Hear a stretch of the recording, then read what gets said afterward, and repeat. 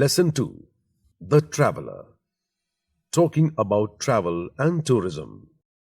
The house captains of AB International School are discussing different options for an excursion during their mid-term break. As you listen to their discussion, match the expressions with the place they belong to. One has been done for you. Good morning, students. You've been called here for a special purpose. The school has decided to organize an excursion for the students during the midterm break. The principal wants you to discuss amongst yourselves which place it should be. Do you have any questions for me? Ma'am, is this trip for the students of class 12th? Oh yes, exclusively for the students of classes 12th. Ma'am, I too have a question. How many days will this trip last? Well, I think for about a week. Anything else? No, ma'am. Okay then. You have 5 minutes to discuss and decide. All the best. Yes, ma'am. Okay, friends. So, what do you say? Where should we go? Let's think about going to a hill station. I would say, what about Jammu and Kashmir? In Jammu and Kashmir, the most important tourist places are the Kashmir Valley, Srinagar, the Mughal Gardens, Gulmarg, Ladakh, etc. It is famous for its temples, friendly people, beautiful gardens, vast lakes, and pristine streams and stunning landscapes. Some say it is heaven on earth. Yes, I think it's a good idea.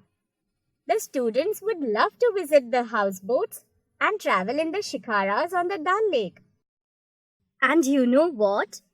Flights can be taken to Jammu and Srinagar. I think we can go there by bus also. But I guess the journey by train would be the best, as the surroundings are so picturesque. Friends, I think Jammu and Kashmir is the answer. I am convinced. Wait a minute.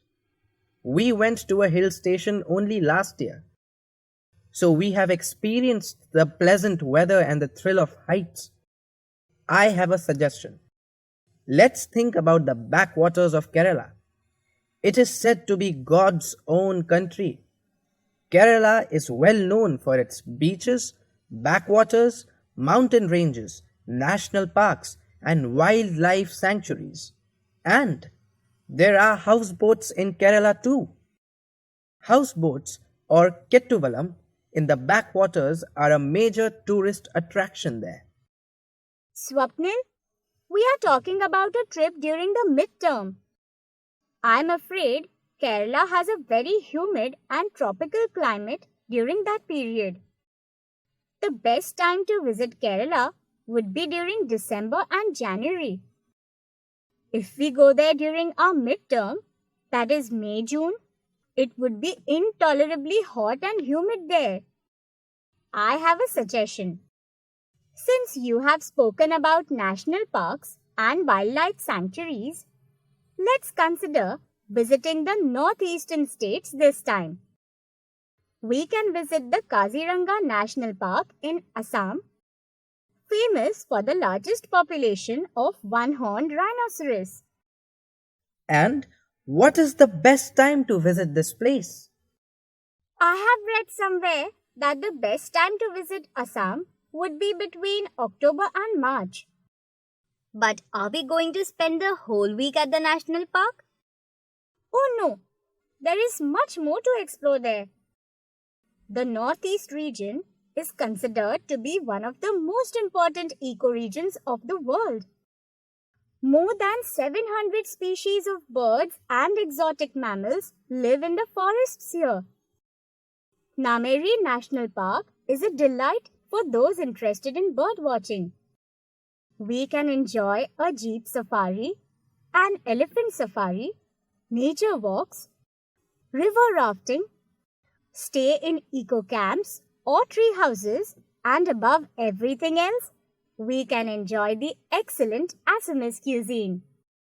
Your idea is great, but let's not forget that we visited the Keola Deoghana National Park in Rajasthan just a year ago. I don't think many students would be interested in visiting a national park again. That's true. I was thinking about visiting a place of historical importance this year. Something that we can relate to in our history books and classes. It would be a great experience to visit a place rich with history where great men and women lived, fought, won battles, loved, ruled, brought about changes, and whatnot. That sounds quite interesting. Do you have any place in mind? Well, I was thinking in particular about a trip to Agra, Jaipur. See, Agra is a historical city on the banks of the river Yamuna. It is the seat of many architectural wonders of our country, constructed during the rule of the Mughal emperors. We can visit the wonderful Taj Mahal, the awesome Agra Fort, and the sprawling Sikandara, which is a whole city in itself. The Fatehpur Sikri is a city completely made of red sandstone. Some more places of tourist attraction are the Jama Masjid, Salim Chisti's tomb, the Diwani Arm, the Diwani Khas, and the Queen's Palace. Not a bad idea. You mentioned something about Jaipur. What is worth seeing there? Oh yes, Jaipur is also called the Pink City and is replete with historical landmarks. Here we can visit the City Palace, the Jantar Mantar, Hawa Mahal, and the Amer Fort. Jaipur gives you the rich flavor of the Rajput architecture. Awesome! I agree with Sunidhi's idea. I can't wait to walk down the corridors of these ancient palaces and forts where brave warriors lived and fought. Yes, I too agree. I am excited to visit the Taj Mahal. Do you know it is also called the Monument of Love? I would also like to visit the Queen's Palace in Fatehpur Sikri and of course the Hawa Mahal at Jaipur. I have heard that Rajput women used to look out at the busy bazaar below from the Hawa Mahal while remaining unseen behind the curtains. I also support the idea because I think all the students would be keen on seeing Fatehpur Sikri, an entire city made up of red sandstone. And then, of course, it would be an enlightening experience to visit the Jantar Mantar at Jaipur as it represents the highest point of medieval Indian astronomy. Great! So, do we all agree for a trip to Agra and Jaipur? Yes! Okay then, let's go and inform ma'am. I hope she would approve of our decision. And the principal sir too. Let's go.